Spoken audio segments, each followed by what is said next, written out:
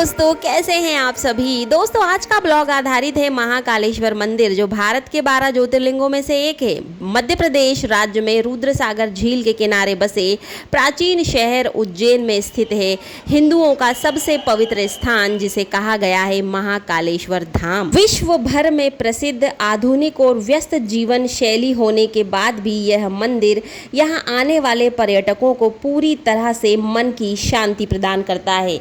यहाँ पे आप बस के माध्यम से भी आ सकते हैं और अपने पर्सनल व्हीकल से भी, और train the best option of the arrival Ujjain Mahanagari. लेकिन मैं आई हूँ महाकाल मंदिर अपने पर्सनल व्हीकल से, तो व्हीकल को कहीं ना कहीं स्टे कराने की ज़रूरत तो पड़ेगी भाई। वाओ, कितना प्यारा लग रहा है ना कॉरिडोर। तो हम जा रहे हैं अभी फ़िलहाल पार्किंग, क्योंकि खड़ी करना है हमें अपनी व्हीकल। वाओ, पार्किंग तो काफ़ी बड़ा है भाई, काफ़ी स्पेस है यहाँ पे। मुझे लग रहा है 5-6 हज़ार गाड़ियाँ आराम से यहाँ पे खड़ी हो सकती हैं। ये मैं 4 व्हीकल की बात कर रही हूँ, 2 व्हीकल के लिए तो अलग स्पेस है भाई। बिक रहे थे डमरू, तो मैंने ले लिया है भाई, और इसके साथ मैं जा रही हूँ अंदर। एज़ वी नो कि हर हिस्ट्रिकल प्लेस पे हमें एक छोटी सी चेकिंग प्रोसेस से निकलना पड़ता है, तो मैं भी चेकिंग प्रोसेस से कंप्लीट करके आई हूँ अंदर। और यहाँ पर दीवारों पर भगवान शिव की पौराणिक कथाओं को चित्रों के माध्यम से हम तक पहुँचाने की कोशिश की गई है, जो काफ़ी शानदार और आकर्षक है भाई। और यहाँ से होते हुए हमें 2 द्वार मिलेंगे। पहला द्वार है पिनक्की द्वार और दूसरा पड़ेगा नंदी द्वार। तो पिनक्की द्वार पे हमें खूबसूरत त्रिवेणी संग्रहालय भी मिलेगा, तो देख लीजिए ना कैसा दिखता है ये है खूबसूरत त्रिवेणी संग्रहालय, जिसके अंदर आपको भगवान शिव की और अन्य देवी देवताओं की मूर्तियां मिल जाएंगी, जो कला और पुरातत्व मूर्तियों का संग्रहालय है। अब पता चला इसमें क्या क्या है। बता दूं, ये संग्रहालय फ्री में देखने नहीं मिलेगा आपको। यहाँ पे 30 रुपीज़ पर हेड चार्ज करना पड़ेगा। जी हाँ, चार्ज मतलब देना पड़ेगा, वो लोग चार्ज करते हैं। और अब हम जा रहे हैं नंदी द्वार पर, क्योंकि सभी लोग नंदी द्वार से होते हुए जाते हैं ना, इसलिए मैं भी नंदी द्वार से ही जाऊँगी। ओके, आप भी मेरे साथ चलिए। तो नंदी द्वार में हम आकर क्या देखते हैं, ये है नंदी द्वार। इसे नंदी द्वार इसलिए कहा गया है क्योंकि इसके दोनों तरफ नंदी बैठे हैं। और जैसे ही हमने एंट्री की, oh my God, it's looking awesome just because of इस त्रिशूल की वजह से और दीवारों पे पड़ी नक्काशियों की वजह से, या जो भगवान शिव पुराण से ली गई कहानी और किस्सों पर आधारित है। इस पूरे कॉरिडोर की दीवारों पे हमें भगवान गणेश के जन्म की स्टोरी, माँ सती और दक्ष की स्टोरी, इस तरह से बहुत सारी स्टोरी जो शिव पुराण से रिलेटेड है, वो हमको ये दीवारें खुद से सुनाती प्रतीत होती हैं। वाह, बहुत अद्भुत दृश्य है, बहुत ही प्यारा और बारीक काम है। नंदी द्वार से अंदर आते ही हमें दिखाई देगा कमल सरोवर, जहाँ पे भगवान शिव कमल के फूल के अंदर विराजमान हैं। और फाउंटेन चारों तरफ से इस तरह से प्रतीत होता है जैसे भगवान शिव की जटाओं से माँ गंगा का उद्गम हो रहा है।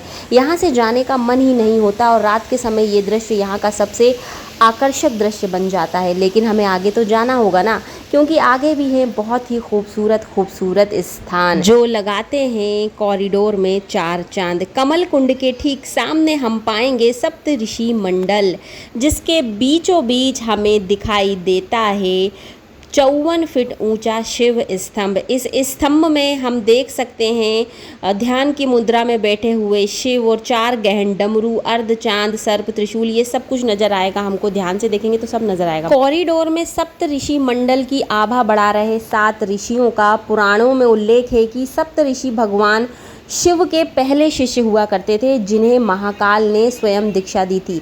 यही वजह है कि सप्त ऋषि की प्रतिमा यहाँ पे लगाई गई है। सप्तऋषि के दीक्षा लेने के दिन को ही गुरु पूर्णिमा माना गया है, इसलिए महाकाल के कॉरिडोर में धर्म और तकनीक का अनूठा संगम भी हमें देखने को मिलेगा इन मूर्तियों में।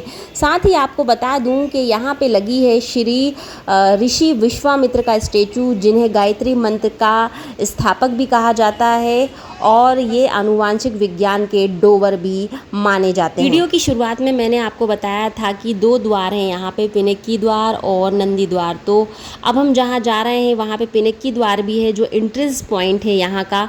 लेकिन हम तो नंदी द्वार से आ गए जो एग्ज़िट पॉइंट है, बट इट्स ओके, सभी लोग मेरी तरह ही है यहाँ पे। तो ये जो आप देख रहे हैं ये मैं जा रही हूँ त्रिवेणी मंडपम में, जो पिनक्की द्वार पर बना हुआ है।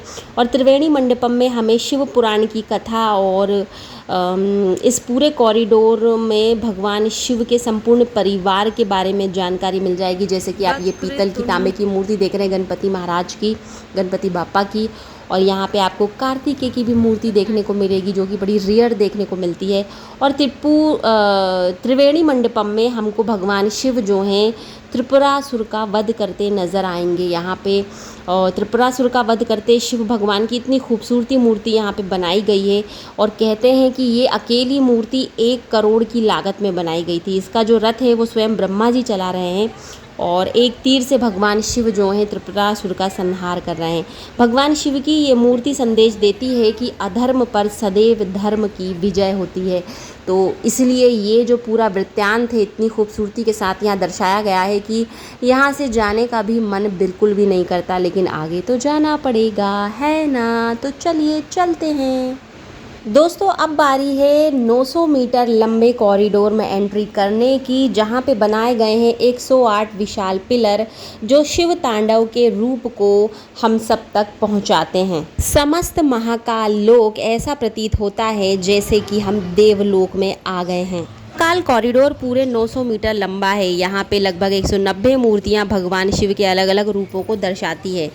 यहाँ पे भगवान शिव की शिव बारात, भगवान दत्तात्रेय का स्वरूप, भगवान नटराजन के रूप में, और शिव सती दोनों एक साथ में वीरभद्र और भगवान मल्हार के रूप में भी हमें देखने को मिल जाते हैं। रावण भी यहाँ देखने को मिल जाता है जो काफ़ी आश्चर्य है, जो कर रहा है कैलाश पर्वत ऊपर अपने कंधों पे रखे हुए है। साथ में सागर मंथन का दृश्य सभी को विशेष आकर्षक करता है, और रात के समय तो ये स्थान पूरा देवलोक बन जाता है। साथ ही इस खूबसूरत जगह को और भी खूबसूरत बनाए रखने के लिए कई प्रकार के फूल यहाँ पे लगाए गए हैं, और इस कॉरिडोर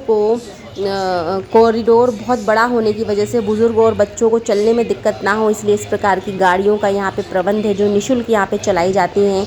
लेकिन इसमें जगह मिलना बहुत मुश्किल होता है भाई। हम तो 900 मीटर पैदल ही चल लिए हैं, और मैंने कुछ इंचेस भी लॉस कर लिए हैं अपने। और ये रहे हमारे पंचमुखी हनुमान दादाजी, और ये कौन है, ये दक्ष रूप है, हाँ दक्ष रूप, और ये भगवान शंकर और ब्रह्मा विष्णु हैं। और कॉरिडोर में काफ़ी भीड़ आप देख ही सकते हैं, जैसा मैंने बताया करोड़ों लोग आते हैं साल भर में यहाँ पे। और ये एक गार्डन है जहाँ पे मैं अंदर नहीं जा पाई, टाइम ज़्यादा हो गया था। तो इस प्रकार से कॉरिडोर बेहद खूबसूरत बना है। आप भी अपने परिवार के साथ आइए, और ये फ्री कॉरिडोर विज़िट यहाँ पे आप कर सकते हैं। और आने वाले समय में इस कॉरिडोर का शायद कुछ चार्ज भी लग जाएगा। और आपको बता दूं कि ये कॉरिडोर का पहला फ़ेज़ है, अभी दूसरा फ़ेज़ बनना बाकी है। फ़ेज़ 1 ही हम देख रहे हैं। काल कॉरिडोर में ही भारत माता का विशाल मंदिर भी हमें देखने को मिल जाएगा, जिसकी मूर्ति लगभग 20 से 40 फीट ऊंची है। और ये जो मंदिर है ये काफ़ी प्राचीन है। कहा जाता है कि 1936 में स्वयं गांधी जी ने यहाँ पर उद्घाटन किया था। इतना प्राचीन है ये भारत माता का मंदिर, इसलिए यहाँ से इसे हटाया नहीं गया है। और ये एक और शिव मूर्ति का दृश्य जहाँ यहाँ पे बनाया गया है एक सरोवर तालाब भी, जिसका पानी धीरे धीरे नीचे उतरता है, जो काफ़ी खूबसूरत और आकर्षक का केंद्र है लोगों के लिए। मैं भी यहाँ गई और मैंने भी यहाँ पे फ़ोटो खिंचाई, शूटिंग कर ली थोड़ी सी। और अब बारी है महाकाल दर्शन करने की, और यहाँ पे कैमरा नहीं मोबाइल लेकर जाने नहीं देते हैं, और इसलिए मैंने यहाँ कुछ भी शूट नहीं किया है। बाकी कॉरिडोर से होते हुए हम महाकाल के दर्शन करते हुए मंदिर के बाहर ही सीधे मिलेंगे, ठीक है, ओके। लिए हो गई है हमारी वापसी, और बाहर के प्रांगण का ये छोटा सा प्यारा सा मंदिर, यहाँ पे भी काफ़ी भीड़ थी। हम लोगों ने लिया प्रसाद और एक विज़िट कर लिया पूरे सराउंड ऑफ टेम्पल। और यहाँ पे भीड़ कितनी ज़्यादा थी, लेकिन सभी लोग बेहद खुश थे महाकाल के दर्शन के बाद। और कैसा लगा आपको महाकाल कॉरिडोर का ये खूबसूरत प्यारा सा विज़िट, प्लीज़ मुझे कमेंट कीजिए, क्योंकि आपका कमेंट देता है मुझे ऑक्सीजन और मुझे काम करने की प्रेरणा। तो प्लीज़ कमेंट करना ना भूलिए। Thank you for watching.